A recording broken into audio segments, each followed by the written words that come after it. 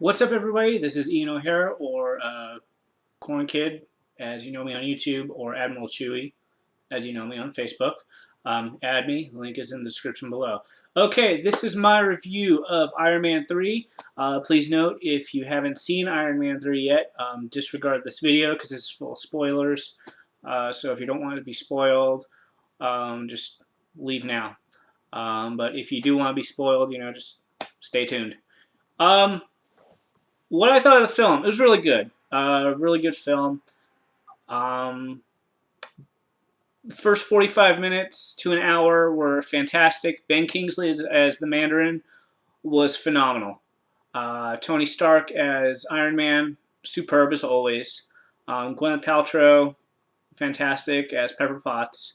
The new additions of Guy Pearce, and of course Ben Kingsley as Iron Man. Or I'm sorry, Iron Man. Ben Kingsley as the Mandarin. Um, Great additions, awesome. Uh, but there's that Shane Black, the director and co-writer, put in there for the Mandarin. Shane Black, I just have to say, this is Iron Man 3. This is not Kiss Kiss Bang Bang. I didn't need all those visual references to Kiss Kiss Bang Bang. Yes, he worked with Johnny Depp. Fuck. Damn Lone Ranger trailer. Yeah, you worked with Robert Downey Jr. in the past, but this is not Kiss Kiss Bang Bang. This is Iron Man 3. I don't need all those fucking visual references to Kiss Kiss Bang Bang. This is a totally different movie. Totally different movie. You know? I don't understand it. But the twist is that the Mandarin's doing all these horrible things. He's a really fucking creepy guy. All this build up. This is a great villain. Great, great, great. And then it gets to the twist, which is there is no Mandarin. It's just a visual facade. Ben Kingsley's character is an actor, a drunk actor actually, um, and everything that the Mandarin is doing is basically Guy Pearce's character. That pissed me off. You had all this build up. I'm not even an Iron Man fan that much. I enjoy the character. I never really read the comics, but at least I knew that Mandarin. Correct me if I'm wrong. At least I knew that the Mandarin was Iron Man's arch enemy. Correct? It's like having the Joker as Batman's arch enemy. Batman needs the Joker. Iron Man needs the Mandarin.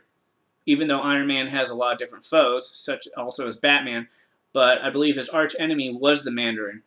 And I accepted the changes of making him a terrorist because it's a real world situation now. Everything's updated. I thought that was pretty cool. Ben Kingsley did fantastic with the Mandarin, but Shane Black, what you did to the Mandarin, to the Mandarin's character, was a fucking cop out.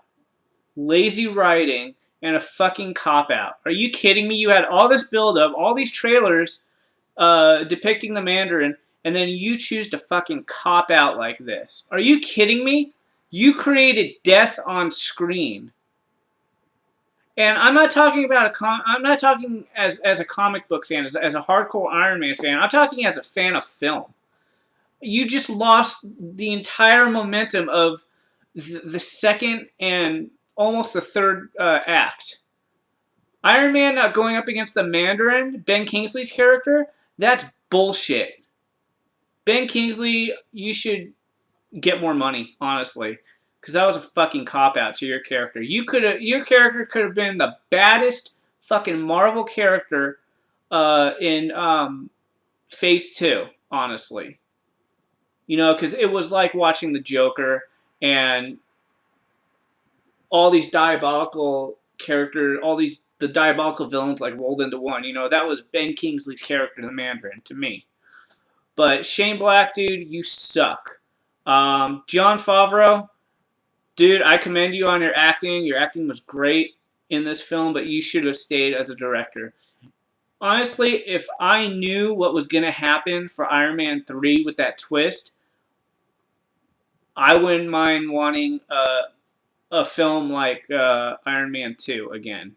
You know, um, that twist was total weak sauce, man. Total weak sauce. Shane Black, you should be ashamed of yourself. Um, I can't believe you wrote that. That's total lazy writing because you couldn't think of ideas, a better idea how to get the Mandarin in, and just to continue the story. I would totally get it if the twist was Guy Pearce's character was working for the Mandarin all along, but to have him as a but to have the Mandarin as a pretend character, that's stupid. That is the dumbest thing I have ever seen on film for a Marvel film. Um, so yeah, that's my whole gripe about this film. It totally destroyed the second act. Um, it just killed the momentum of the film. Honestly, the third act was cool. You know, you had all that action. Um, damn computer. You had all that action. You know, all the Iron Mans, which was great. Gwyneth Paltrow's death. You know, you saw it coming, but obviously she had the extremist stuff in her, and that's another thing. I would want them to explain what extremist is. I didn't know what extremist was. I heard it was based on a comic book arc. I'll have to get into it because I guess a lot of fans were pissed off. I would have liked to know more about that. The comedy was really funny, but a little bit too much comedy in my opinion. They should have just rolled with the momentum of the film.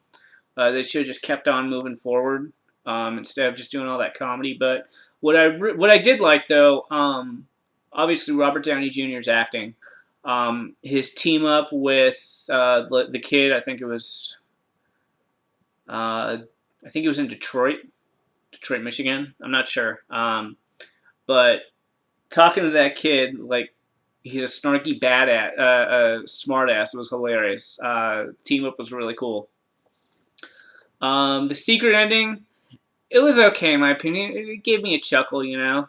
I was hoping it would lead either to Guardians of the Galaxy or Thor or something like that. But I'm glad, you know, Mark Ruffalo was at the very end sleeping his ass off. I thought that was cool. You know, it was funny. So Iron Man 3, I give a B minus. It would have gotten an A if they stuck with the Mandarin, but it just shows now that The Man of Steel will be the best superhero film of 2013. There's no doubt about it right now. This could have been a kick-ass film, A plus all the way, but Shane Black, what you did to this film and to the Mandarin is unforgivable, honestly. And I'm not even an Iron Man fan. You know, you just killed Phase 2. Phase 2 of the Marvel Cinematic Universe is it's beginning a little rocky for Phase 2. So hopefully, you know, Thor: The Dark World will be a lot better than Iron Man 3. Will I get this film on Blu-ray? You know, yeah. I'm gonna get all of them. I'm gonna get all of Phase 2 on Blu-ray, just like I have Phase 1 on Blu-ray in the briefcase. So that's my review of Iron Man 3. Let me know what you guys think, comment, or leave a video response, and take care. All right, bye.